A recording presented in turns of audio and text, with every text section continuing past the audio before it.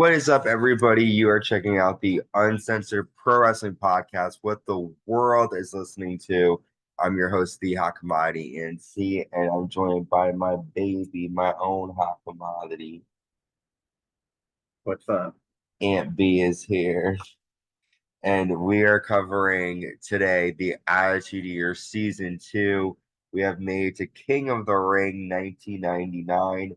How old were you in 99?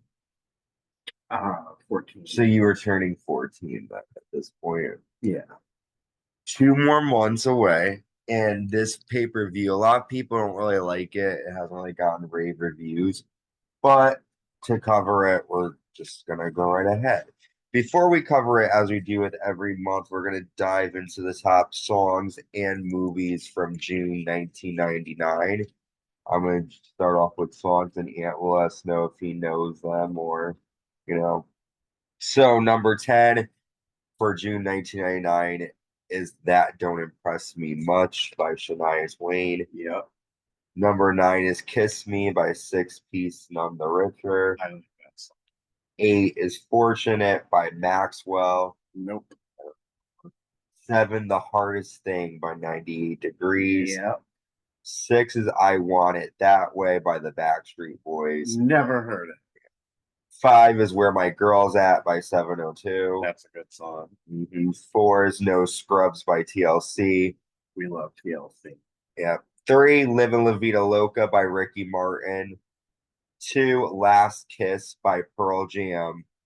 And coming in, the number one song of June 1999 is If You Had My Love by Jennifer Lopez.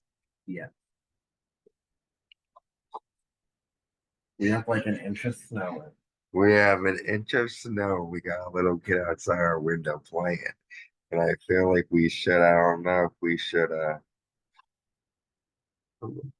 Just a little boy. all right. Well, anyways, this is the Uncensored Pro Wrestling Podcast. What do you think about Jennifer Lopez having the number one song in June 1999? I like Halo. I don't think it was the number one song, but whatever. You don't think it should have been? No. Yeah, I agree. That's not one of my favorite songs by her, but all right. The top 10 movies of June 1999. Number 10 is The Matrix. Awesome. Number 9, Entrapment. Number 8 is The Mummy, which Brendan Fraser. Number 7 is, I'm gonna look this one up. Instinct. I don't know that. Let me look it up and see what it is. Instinct.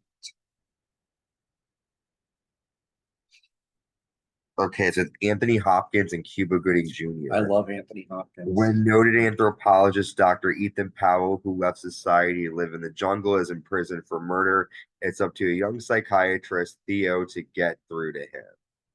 That sounds like it could be good. Number 6 is The General's Daughter.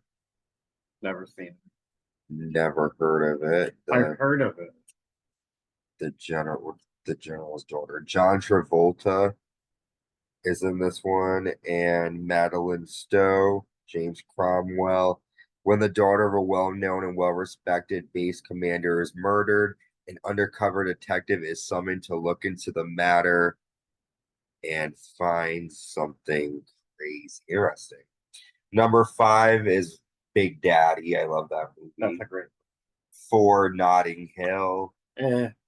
3 is Tarzan, Disney's Tarzan. I love That's that good. movie. 2 is Star Wars Episode 1, The Phantom Menace. And the number 1 movie of June 1999 is Austin Powers, The Spy Who Shagged Me. The second Austin Powers film. Fun time in June 1999. I was, around back then. I remember all that stuff. So that's sort of. I was just about to enter high school. Yeah. So you would definitely remember all that. You were what? You whistled? Oh, cute. My baby can whistle sometimes. He's so handsome. Anyways, so that is June 1999, and we are now going to cover King of the Ring. King of the Ring is live in Greensboro, North Carolina, and we see a promo from Heat where Steve Blackman attacks Ken Shamrock with a stick and leaves him bleeding eternally. We see Michael Cole backstage, and we find out that Shane McMahon might not be able to compete tonight in the ladder main event match. And we have our first quarterfinal match for the King of the Ring, X-Pac taking on Hardcore Holly. X-Pac gets the win after Hardcore Holly nails him with the chair. After the match, Hardcore Holly stomps on X-Pac until the Road Dogg makes the save. X-Pac moves on. Next, Hardcore Holly is backstage, and he says, "It's really simple. I'm the Big Shot. We play by my rules. I haven't forgotten about you, Big Show. I'm coming for you." Our next match is another quarterfinal match. The Big Show taking on Kane. During the match, Hardcore Holly gets involved, and he goes to Big Show with a chair. And then Kane hits a choke slam to Holly. Big Show sends Kane to the ring post. The referee gets knocked out, and then Kane hits Big Show with a chair, and Kane moves on to advance. Vince McMahon's backstage, and he says he will never forgive Ken Shamrock, and Shane McMahon will not wrestle tonight. So we're gonna have to figure out who will be Vince's partner in the main event.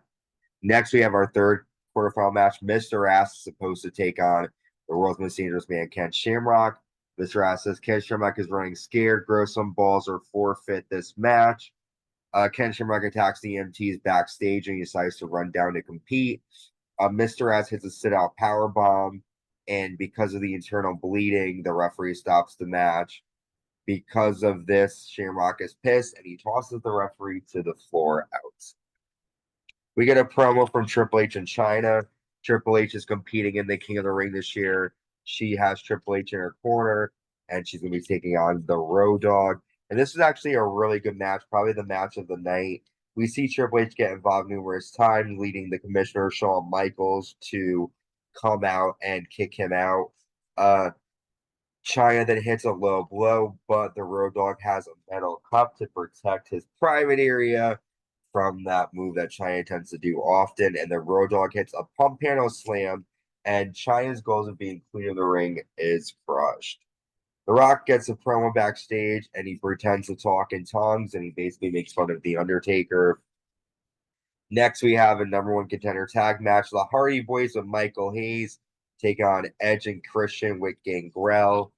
Decent tag match. The first time that these two are going to team up against each other. During the match, Edge spears Michael Hayes, but Gangrel accidentally spits blood on Edge, allowing Jeff Hardy to nail a twist of fate. And the Hardy Boyz are our new number one contenders. Vince McMahon comes out and says after tonight, Vince will be the 100% owner of WWE, and Shawn Michaels will have to find a replacement for Shane McMahon tonight. We have our semifinal matches up next for the King of the Ring. Mr. Ass taking on Kane.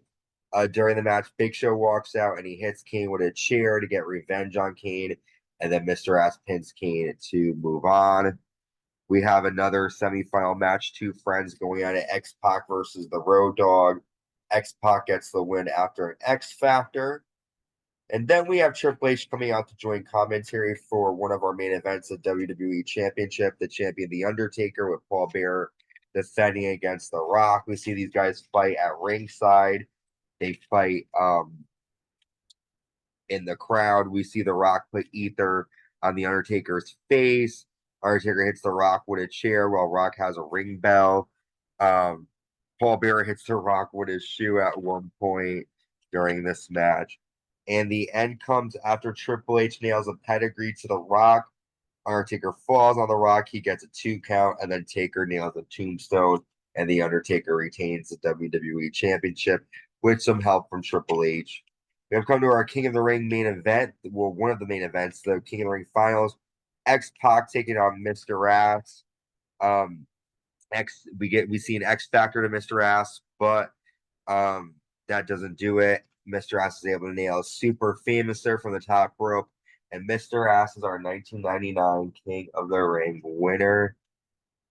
Finally, we have made it to our main event, a special handicap ladder match. The winner or winners will have full control of WWE. Stone Cold Steve Austin taking on Shane and Vince McMahon. Before the match, Vince announced that Steve Blackman is taking Shane McMahon's place, but we get a shot from GTV showing Shane laughing with the Mean Street Posse about this. So Shawn Michaels orders Shane to compete, and we get the match take place. Austin pretty much has control. He is able to get the ladders to fall, the ladders from the stage fall on Vince and Shane. We see some funny moments in this match, but the ending comes when Austin climbs the ladder. But somebody, we never find out who does this, makes the briefcase raise, and Austin cannot grab it. Vince and Shane are able to push Austin down and grab the briefcase and steal the victory here over Stone Cold Steve Austin. So at the end of the King of the Ring 1999, Austin is no longer a owner of WWE. He's gonna have to go back to working like his regular job as a wrestler and kicking ass. So yeah, that's it for King of the Ring 1999. Quick recap video here for this. Our next pay-per-view will be fully loaded, and that's July 1999. A couple weeks away from that, we'll be covering Raw from June 28th, 1999 next. Until next time, stay safe and stay uncensored.